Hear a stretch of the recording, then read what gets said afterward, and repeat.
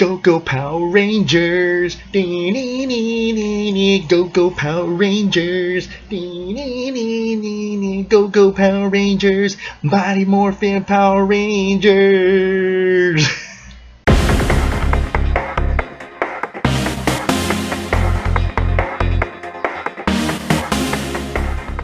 Welcome back to Ping Pong Flicks. The Power Rangers movie has been released in theaters this weekend, and right now it's doing fantastically well, more than expected. It's got a cinema score of an A. That means the audience agrees this is a movie you have to go watch over and over.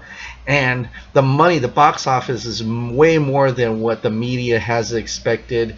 They were thinking about 30 million. Now it's tracking almost 40 million plus, maybe even more. But we'll see what happens at the end of this weekend. And what does that mean? I mean, that means there's going to be sequels, right? Hopefully that's what we're going to get. But let's talk about the Power Rangers movie. This is going to be a spoiler review, so be aware that this will spoil everything that I can possibly think of. I was able to watch the movie a second time today with my family, and my boys loved it. They want me to get the Power Rangers Megazord big one for Christmas. And my wife actually loved it too. She thought it was great. The characters were great. She actually teared up in 2 different scenes. We'll talk about that. And me as well. And she was a good sport. She wore her pink Ranger shirt. I wore my blue Ranger shirt. The boys didn't want to come in costumes, but they did put that little shade visor on with the red and green Ranger. Although my boy Grayson thought he was kind of bummed out the Green Ranger turned out to be a bad guy. But I'm telling him, the sequel, it's going to change. The movie starts off 65 million years ago, and it's in the dinosaur period. You see pterodactyls. It's an epic scene. This is the scene where you do not miss. You do not go get your popcorn after. If you're late to the theaters, you better watch the scene, because this scene says wonders throughout the whole movie, and is pretty much the template that will go on from here on out about teamwork, about trusting, about friendship. This is the one that breaks it down. This scene right here creates Zordon's character from what it comes next. So we see Zordon crawling through, and we finally know that he's the Red Ranger. We see a Yellow Ranger, and she dies in this one. She's an alien, and he seems to be a different type of alien. Then we got the Green Ranger in the background, who actually is Rita Repulsa, which is a huge change from the TV series. Years later, it just cuts to the present, and we see Dacre Montgomery for the first time. Now, this is the part where people were kind of like, that joke about the masturbating a bull. It didn't bother me. When some articles they were saying that that shocked them a lot. I was okay with it. It was actually funny. In both my showings, people were laughing and cracking up about that. I guess we have a sense of humor. The only thing, the pet peeve I have about this whole scene is the camera. I mean, I get why the camera it's about being very confused as he's driving the car, trying to get away from the cops, but it kept on spinning, and I got a little bit of a headache. The other thing I wish the Rangers, the ancient Rangers, actually fought each other. I wanted to see that Green and Yellow Ranger fight, and I wish it had some of that in that film, or even some kind of battle, or the sense of betrayal at the end. But I get why they kept it short and sweet, and wanted to get to the meat of the film, which is the characters. And this is what the movie is about. It's about the characters. It's about the Billy, it's about Zach, it's about Trini, it's about Kimberly, and it's about Jason. It's all about the kids, the kids before the Ranger uniform. Now, when I originally went to this movie, I wanted it to be all about action. I wanted it to be about Power Rangers.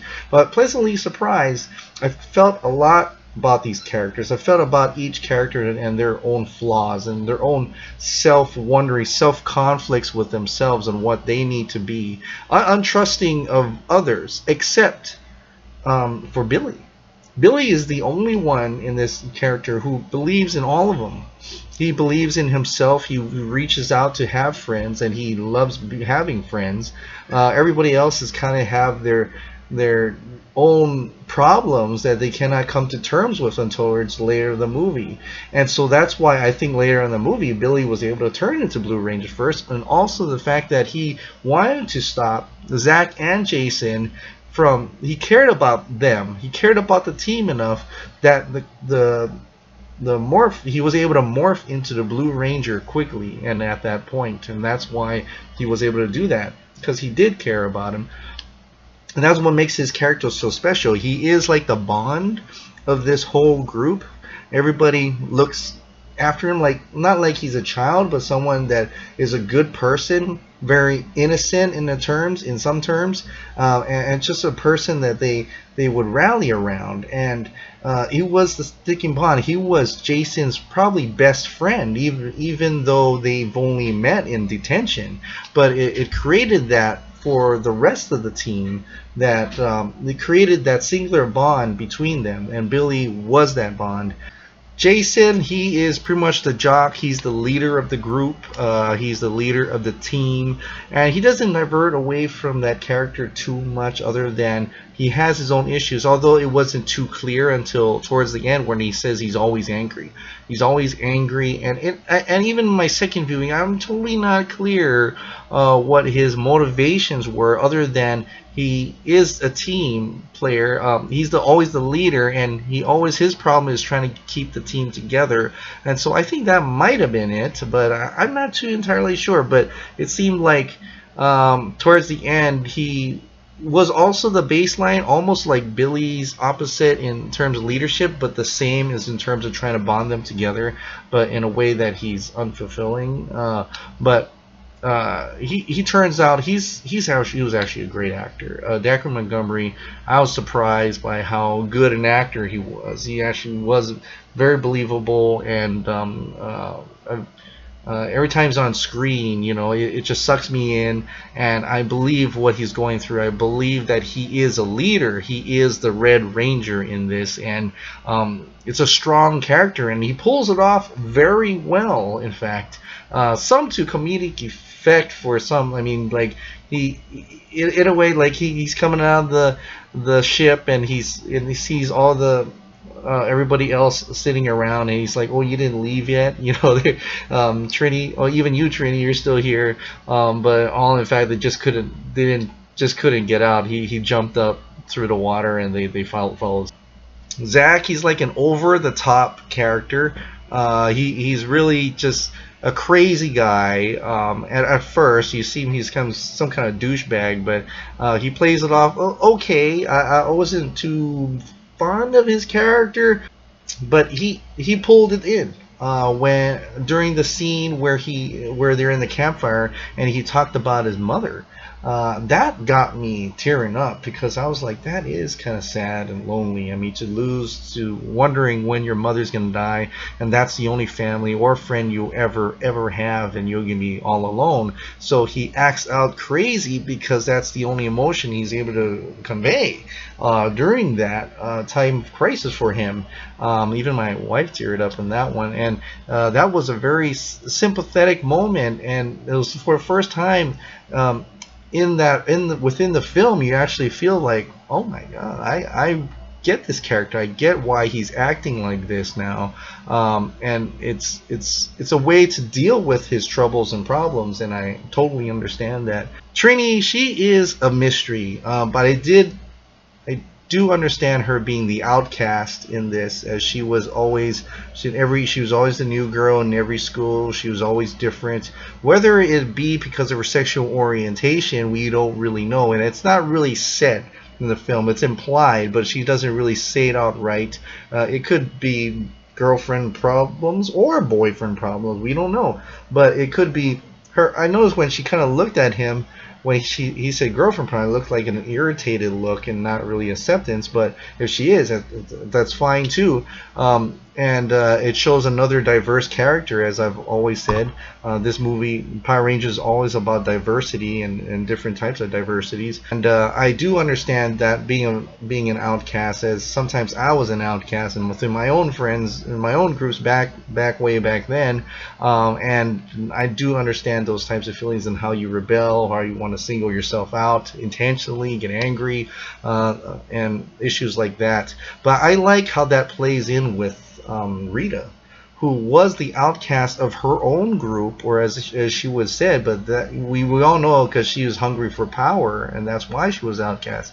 But what does that have to do with the Yellow Ranger? Originally, I thought if we know she killed the Yellow Ranger in the ancient times, and so originally I thought they would have a little bit more history between Yellow and Green Ranger, and maybe they do. Maybe they do have a history together, and if Trinity's sexual orientation is towards women, and that's why Rita seemed very seductive towards her. I don't know if it seems like that, playfully seductive, and it could be a Yellow Ranger thing. I mean, it's something that she shared back then with the Yellow Ranger, which would make a little bit kind of sense in how a story could play along in the future episodes. If like some people are saying, the Green Ranger Tommy could be a girl, but we'll see. We'll talk about that as we go on. But I could see that dynamic there, and I was kind of looking for more of that, but I was okay because she was kind of using Trini to be the bait for the entire team later on in the series, but that also speaks for diversity. I mean, just the Asian guy, the black guy. I think Trini was Hispanic, and I don't know Naomi Scott's nationality is supposed to be in this, if there is one, but Caucasian for Dacre Montgomery. So the basics of having this diverse cast is actually a plot point within the film, where Alpha 5 says different colors, different colors, different coins, different rangers. It seems like he's blatantly saying that, but I understand that because when you go back to the prologue, it kind of looks like that there were several different aliens involved. Like Zordon wasn't the same species, even though they spoke the same language, or they could have learned the different language from the Matrix. Like how he learned the English language, but it looked like a different alien from the Yellow Ranger. So if that were to be the case, if there's different species as different colors, I could totally see a intergalactic treaty or something where each race would bring forth their champion to be a color, and each color represents a different race, a different species, which would be kind of cool and kind of adds to the lore a little bit if that really was the case. But I felt it like it was, as how Alpha 5 just said it out plainly, like that's how it's supposed to be, like different colors, different coins, So I really believe that maybe could be a little bit he's more forthright with that. And for the whole thing about Zordon trying to make them Rangers so that he could get out of the thing, I totally understand that. I know a lot of people might be not very happy with the Zordon of this, where he's very angry, he's not very helpful, and more aggressive in a way. But I like this one because it speaks volumes for what he had before. Now, if you were in Zordon's shoes back in the prologue, where he got betrayed by one of his own, who do you trust at that point? And will you believe in a team anymore? So I think with that in mind, I think that's his character, where he used to be a team player, he used to be a leader, believes in the team and things like that. But that happened to him where Rita turned on him, a ranger turned on the team, messed him up. And so when he gets to the present time, and it's really from right then to the Morphin Grid, he doesn't realize it's like 65 million years later. So from that point, he still has thoughts that the team will never be together. Like there's no such thing as trusting each other, because I've been through that and someone betrayed me, you know. So that with that in mind, I think that's why he was like that. He really believes also that it was his fault. So he feels like he's the only one who can do it. Um, the team will never get together, so that's why he was like that. I think that makes it builds his character, and it also solves it towards the end when Billy dies, and he decides to sacrifice his own life, being able to step out into the morphin grid by letting Billy be alive instead. By the way, Billy dying, oh man, that was sad. I mean, with the Stand By Me song, and just they know how to get you by killing off the favorite ranger in this. They kill off the one bond that sticks them all together. Now this movie was a coming of age story for these characters and made you care for these characters more than actually seeing the Rangers itself themselves yet. And that was a good way, I think. Coming back to it, a lot of people, some people may complain that it takes too long. It's a slow build up to Power Rangers, but they've done it in a way where you actually care about the characters. The training montage was done very well, and actually, Alpha 5, who's instructing him, his own character, Alpha 5, I actually like this Alpha 5. I may actually like this Alpha 5 better than the TV series. And I bought into the way his design looks after I see him move, and actually I see him after I see him acted out and everything, for these 2 times viewing, and I kind of like him. He's cool. He's got a little bit of edge to him, you know. He's a little corny, he's good, but he's got those one-liners, and he's able to throw some zingers at them, and the way he's disappointed. It's so funny. I actually like Bill Hader's Alpha 5 character, and he even doesn't even sound like Bill Hader anymore. So he did a good job there, and hope to see a lot more of that later on in other training montages or things like that. But the training montage was pretty funny, fantastic, quick. It got my appeal, got my attention, and it shows how they were trained, able to come from regular teenagers to kick-ass Power Rangers. So they're training to fight Rita Repulso, who shows up from the ship. Jason's dad is actually a fisherman, and he catches a giant pile of fish and brings it on, nets it onto the boat, and it's actually Rita's body from a long time ago. And so Rita comes back, and her character is an interesting one.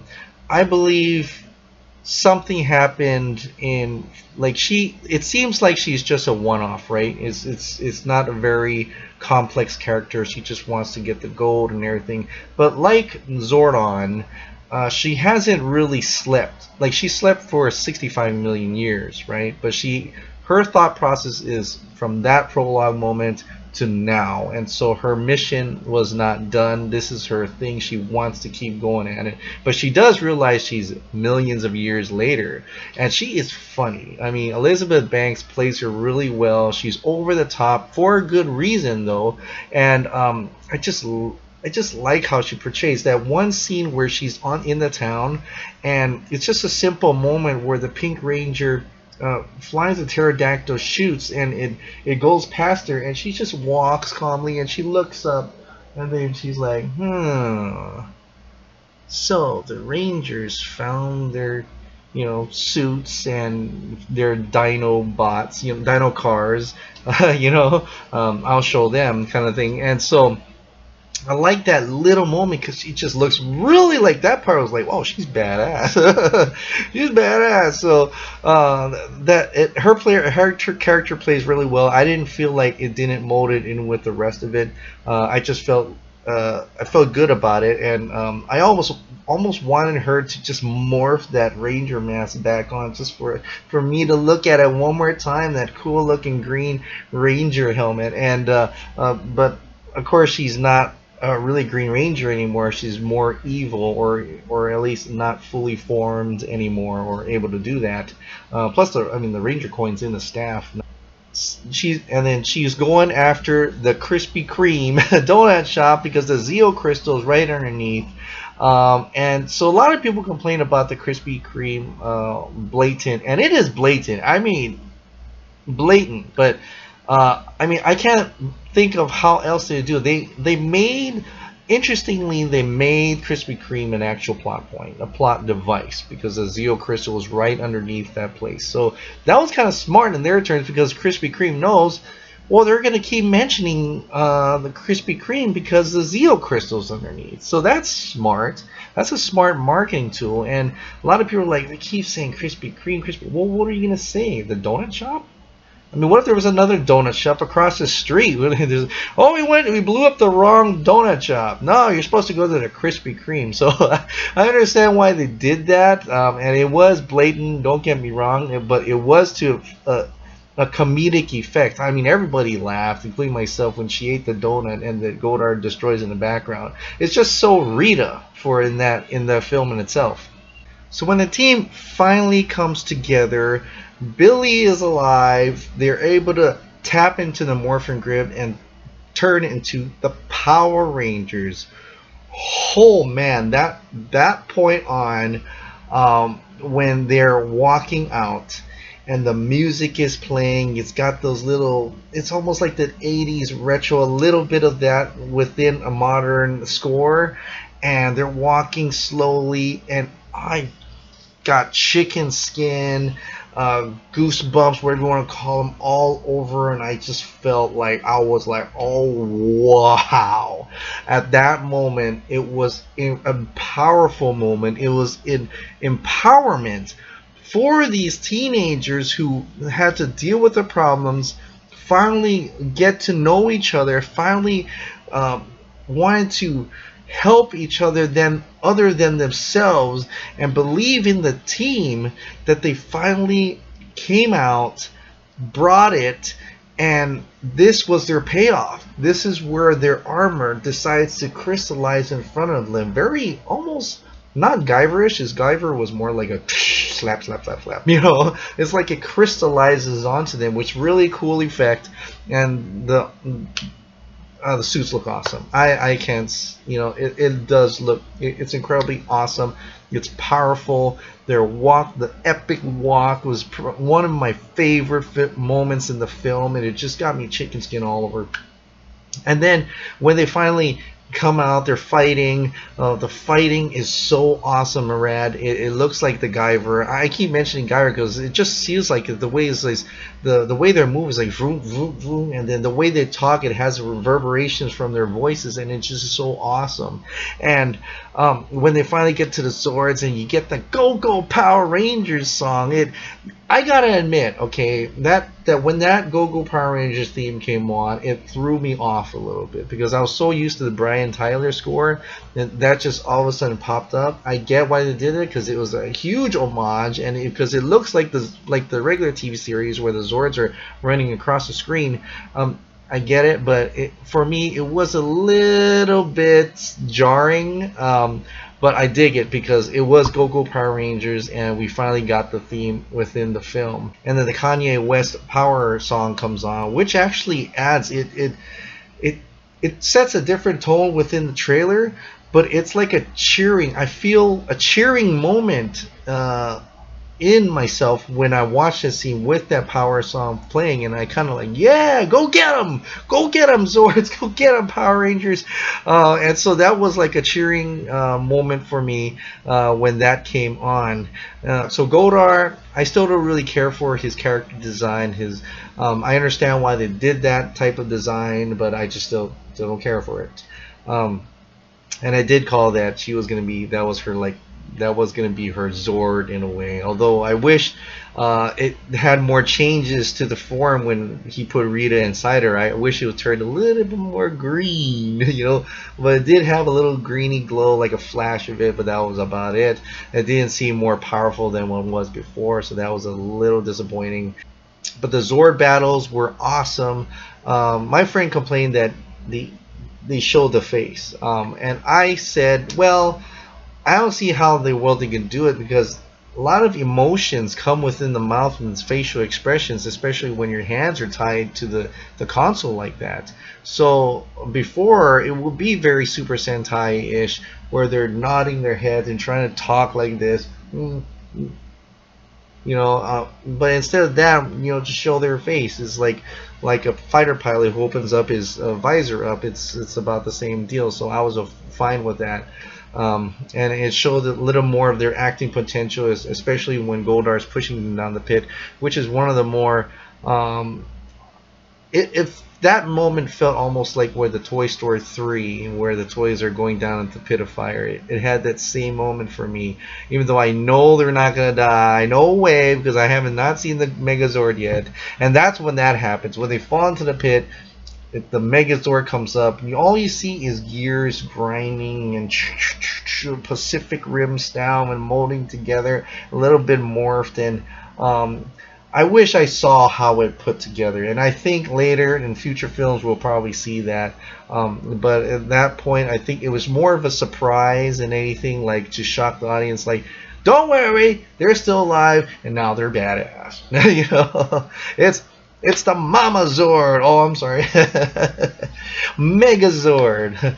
I mean, Billy gets some one-liners that are so super, super funny. And the Megazord fights Goldar. They have a relatively short battle, short and sweet, just to show some of the aspects of their training, especially what do they call that, where they flip them over and throw them aside? I know there's a wrestling term for that. I can't remember right now, but they do the same thing they've done in the training. So and that's the cool thing about this film, is that usually when you see training aspects, little parts of the training or parts of what happened before, they never really show up later on, or they're never mentioned again. But there's several aspects, several parts of the previous part of the movie that shows up in here, like when Billy is pushed back, and it's just like a bully pushing him back, and he says, come at me, bro." He says the same thing how he told his friends what he did, what he told, which he really didn't. He told the bully that he said that, come at me, bro." So it's like he's kind of motivating himself to do what he needs to do. There's also the part where they did, like I said, they did the somersault thing, or the wrestling move, and then also at the very end of the battle, where he slaps Rita, the Megazord slaps Rita into outer space, just like how Dacre Montgomery's Jason slaps the bully in detention. So it has that call out back to back then on what they've learned into now. So it's kind of cool because in those little parts of ways, it actually pulls you back to the beginning of the film, and it makes it like a round circle, makes it complete, like completes the lesson, completes the film in a way in those little parts. And Rita going out into space, I don't know, man, that looks like the moon to me. I think she's going toward there. Or is she gonna meet Lord Zed? I don't know. We're gonna have to talk about that later on, but I know she ain't gone yet.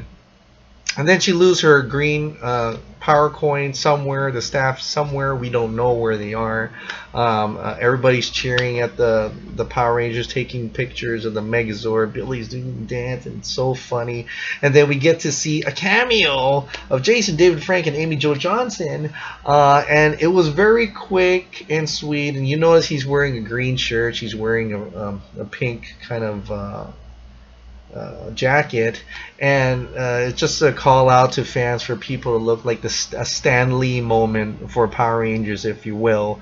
I wish everybody did a cameo, if you will, but I understand it probably maybe later on in the movies, different sequels, different people will show up to do a cameo, and that'd be kind of cool. I really wished that they did a better cameo than just a guy in a town, of people in the town. I wish they were actually put in alien makeup as some of the Rangers who died in the Ancient Rangers. That would have been kind of cool, having expanded that prologue a little bit more. But that's just me. That's my only gripes that I've had with this film. Then if you made it to the mid-credits scene, Tommy Oliver is coming. Tommy Oliver. Tommy Oliver doesn't show up. I almost would have liked a better. I mean, is for the fans. We all know. Oh, that must be the Green Ranger. You even got the green sweater hanging over the chair. But I would have kind of almost liked the green Power Ranger coin on the ground and feet come up to it, just like that's Tommy Oliver, instead of the Billy blowing up the locker moment. But I think that was in a way to divert you away, like people were expecting to see Tommy Oliver coming down the hallway just to be, nope, sorry, not this movie, next one. That's what I think what they were trying to go for. Well, all in all, this was a great, fantastic film. A great soundtrack, I might want to add. Incredible score by Brian Tyler. It's got some Hans Zimmer moments. Got that Batman Begins type Nolan Batman music coming on with a little bit of Transformers, Steve Jablonsky, and it's a good mix. You should definitely get it. One of my favorites is the Go-Go Power Rangers theme, or the Morphin Grid, especially that epic walk moment where their Power Rangers theme. It's a fantastic score. You guys should definitely download it on digital or get it on a CD if you're still playing CDs. I don't have CD players anymore, so digital is the way to go for me. But incredible movie. I know there are bits and parts missing from the movie, like the Kimberly kissing Jason, and I'm wondering, two things I'm wondering, was maybe the scene just didn't feel right at that moment, or that there's maybe setting up Tommy Oliver to be the love interest of Kimberly, just like how they did in the series, and so it wouldn't make sense for the Red Ranger to be the love interest. But they did seemed like they shared a romantic thing in there, so why that happens, I don't know. They even cut out where Zach does his jump. He just explains that he jumps far from his house. And I don't know, what about that train scene where the guy does a spinning kick? I have no idea where that would be. But they're like, Dean Israelite, the director, said there was a 3-hour cut. He had to cut it down to 2 hours. I want to see that 3-hour cut. I want to see a director's cut or uncut version on Blu-ray or DVD or on digital extended cut. Do something like Batman v Superman. I would dig that, and I hope there's like a larger prologue. That's my main thing. I wish there was a larger prologue. I would have loved to see Ancient Rangers kicking butt. I would love to see the Green Ranger fighting the Red Ranger. Yeah, that would have been awesome. Please go back out and watch it again and again. I hope it makes buck an opening weekend, and then those 5 more films that Saban has said they're planning out. I want to see them, because you know what's coming next, and that is the Green Ranger, the real Green Ranger, Tommy Oliver. That is coming next. He's probably going to be bad first. I don't know if we're going to have Lord Zed. I don't know what's going to happen, but they're going to cram that all in the sequel film, and I can't wait to see it. I can't wait to see these characters again. That's what the takeaway from this is. You learn about these characters so much. They're now beloved. They're built to the characters that you can trust and you want to see on screen. You want to see them again, and this time with they can focus on Power Ranger battles. I think they can focus on the Power Ranger lore, the out of the earthly world, because we learned about Earth, we learned about Angel Grove. Now we want to kind of learn more about the lore that's around it, how the ship came to be, why are there Power Rangers, things like that. And I think we'll find that soon. We'll find all about that in the sequels that are to come, and hopefully they are coming. Come on, Go Power Rangers, go box office, let's do it. And man, it's been an incredible several years. For my channel, less than a year, yes, of speculation and theorizing and seeing what came true, what was not true. I look back at my videos as like, that was dumb, because that didn't come true at all. But that's the fun part about speculating, because you never know what's going to really happen until the movie comes out. And it's just fun to talk about it because it's cool. I mean, I wouldn't have it any other way.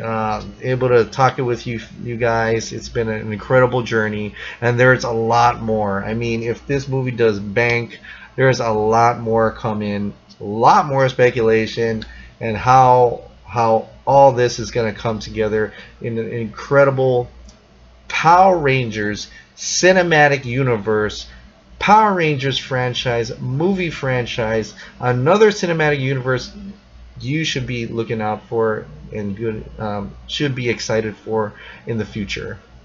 And that is it, guys. Thank you so much for subscribing, and thank you so much for watching my channel.